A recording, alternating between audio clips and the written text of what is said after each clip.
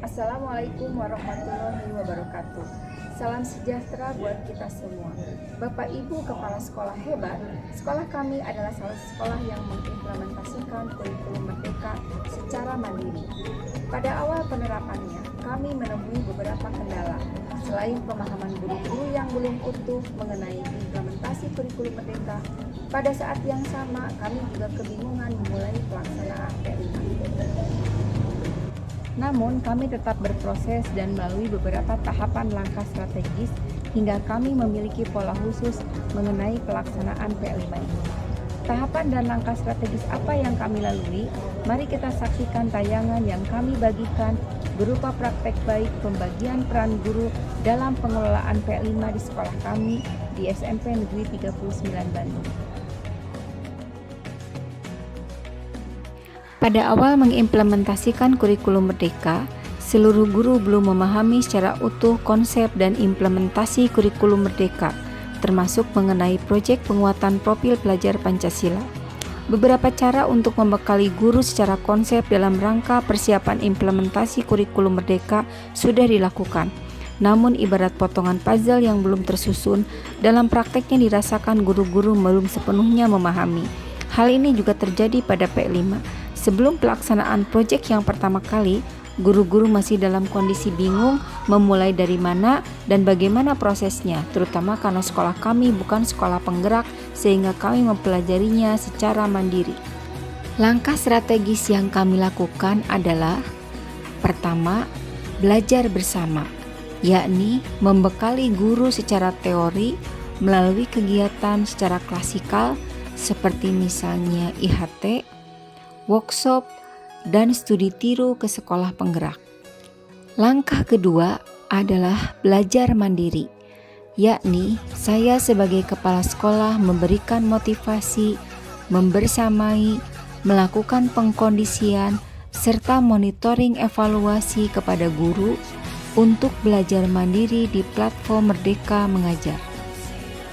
Langkah ketiga adalah berdiskusi, yakni kepala sekolah bersama guru-guru melakukan diskusi internal sebagai penyamaan persepsi atau brainstorming untuk menyepakati hal-hal mendasar mengenai P5 dari mulai tema yang dipilih, pola dan alur proses P5 yang akan kami laksanakan.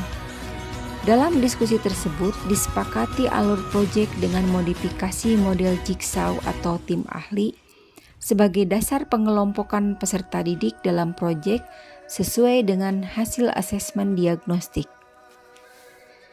Langkah keempat adalah berbagi peran, yaitu kepala sekolah melakukan pemetaan potensi, kompetensi, dan membagi peran guru dalam setiap tema proyek yang dipilih, yakni memilih koordinator proyek, tim inti, fasilitator, narasumber, dan tim penilai proyek yang kemudian dilegalkan dalam bentuk SK penugasan dari kepala sekolah.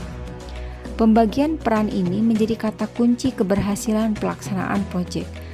Penempatan personal sesuai dengan potensi dan kompetensinya sangat berpengaruh pada keberhasilan proyek. Tahapan berikutnya adalah tahapan kelima, yakni berkolaborasi. Maksud dari berkolaborasi di sini adalah bagaimana antar peran dapat menampung ide, gagasan, dan menjalankan skenario aktivitas proyek sesuai dengan peran, tugas, dan fungsinya masing-masing. Adapun peran guru dibagi sebagai berikut. Pertama, koordinator proyek yang mengorganisir proyek secara keseluruhan. Kedua, tim inti yang menyusun modul proyek, timeline, alur proyek, serta asesmen proyek. Ketiga, fasilitator yang mendampingi peserta didik selama proses proyek sesuai skenario yang telah disusun oleh tim inti. Keempat, narasumber, yakni yang memberikan materi sesuai tema proyek. Kelima, tim penilai yang melakukan asesmen selama proyek. Tahapan keenam yaitu beraksi, di mana semua bergerak melakukan aksi sesuai potensi, peran, tugas, dan fungsinya mendampingi peserta didik selama proses proyek.